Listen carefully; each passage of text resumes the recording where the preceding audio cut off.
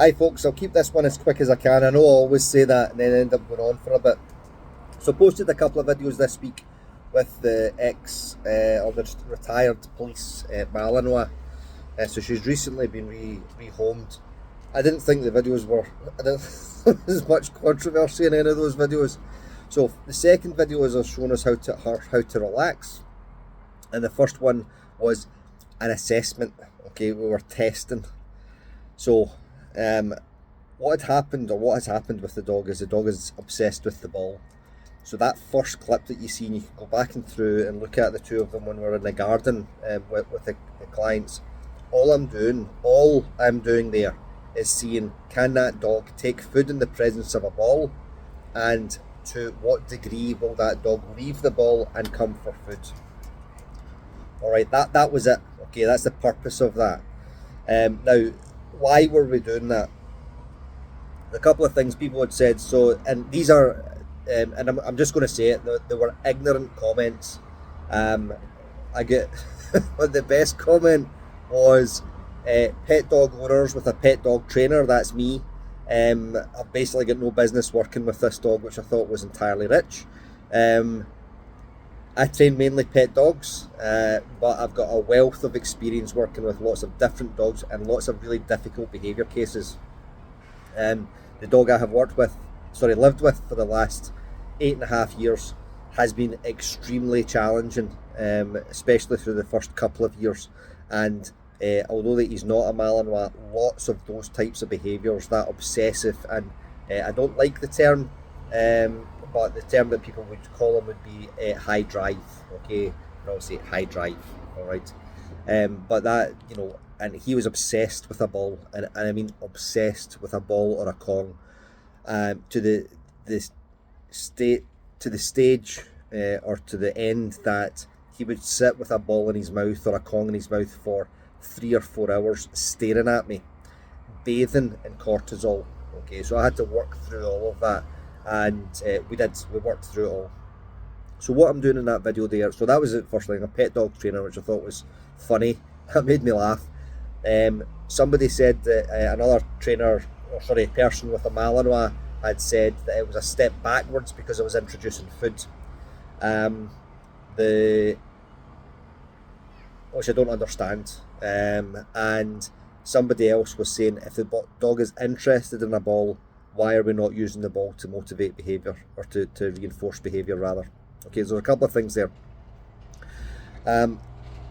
If I'm trying to teach a dog to relax, okay, I'm going to ask this, okay, and you can stick some comments in, and I'm open to suggestions for this one. How can we teach a dog to relax by playing with a ball? Okay, and it's playing with the ball. So if the dog wants to play with the ball, which is what Jet does, she comes up with the ball and wants you to play with it, play with it, play with it, play with it, play with it, play with it, play with me, play with me, play with me, ball in her mouth, pushing it into your lap. If she wants to play with that ball, and that's what she does with the ball, and that's what she's learned, how is that conducive towards relaxation? Okay, so if I give a dog a treat in bed, after the dog eats the treat, the dog is still in bed. The dog is relaxed and prone. I can then pet the dog, okay, and use that as a reinforcer. And after the dog has received the petting and that little massage, what is the dog doing? The dog is still in bed and still relaxing.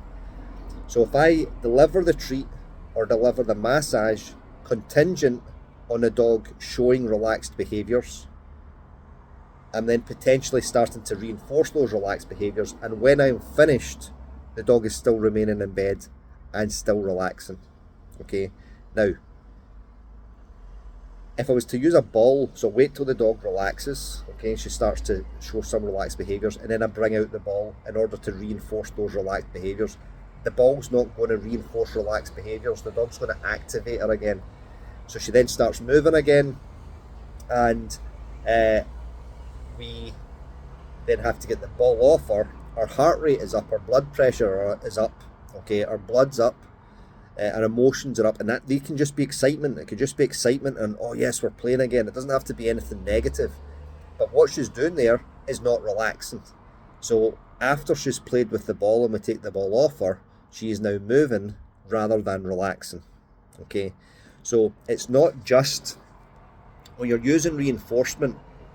Once I've paid one set of behaviours, what is the dog doing after they have finished receiving that reinforcement? Okay, and for me, and I don't want to say this, it's a no-brainer, because it's clearly not. From some of the comments I got the other day, it's clearly not. But the comments were from people who were presenting themselves as being experienced. Okay, now the other comment that was made is, why didn't I just put the ball away? That's what we did. We did just put the ball away. That's what we did after that video session, the first video, because that's just an assessment. It's just an assessment. I was just assessing to see where she was. So we put the ball away, and guess what? The dog still paced because she was at that ball still in the go. Okay, so we had to work through that. Now, the next part of it, because she's retired and is no longer working, her outside life now looks different from her outside life when she was a police dog. Considerably different, because when she's out, she's now out to relax and to play and to explore and to get enrichment. She's not out to work. So if I use have a variety of reinforcements, I use a ball, and we can do a lot of things with the ball. Can you chase the ball? If I throw the ball up, can you catch the ball? If I hold you in a down state or ask you to lie down, can I move away and hide the ball and send you to go and search for it? So 3 different things I can get to do with the ball. Can she get to carry it? That's the 4th one. Okay. Tug toy. Bring out a tug and play a big game of tug. I can throw and get her to retrieve a tug toy and play with it. Okay, so we've got tug to play with. So that's two other objects, which we've now got 5 different reinforcers or 6 different reinforcing activities for her. Okay, then we've got food. Can she lie down quietly and take the food? Can she chase the treat? Can she catch the treat?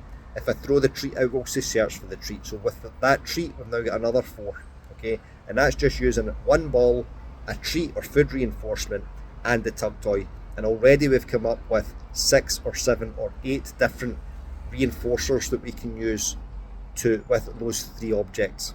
Okay, so when we understand reinforcement first, that second part that I've just gone through with what do we do with the ball, the tug toy and the food, and what is the dog doing after they're finished with that, that then allows us to build reinforcement strategies for these things. And I have got no objection at all to people learning how to do this, because I had to learn how to do it. But when you present yourself as somebody that's, I've had Malinois forever and this is how you train them, and you don't understand this basic concept, I'm going to say this, you have got no business coming onto this page and arguing with me about this. Okay, you just don't. You don't know enough. You do not know enough to come onto this page and start arguing about it. And I don't mean to sound arrogant about that at all. Okay, you just don't. All right. So hopefully that'll clear it up. I'm going to put some more content on it, and it's always, not always, it is often interesting what some people who are knowledgeable, and a lot of the time it's because they use aversive training methods, come on and start arguing with me. Okay, so trying to keep this short, 8 minutes. Okay, hopefully you'll still be watching this. Much love to you. Catch you next time.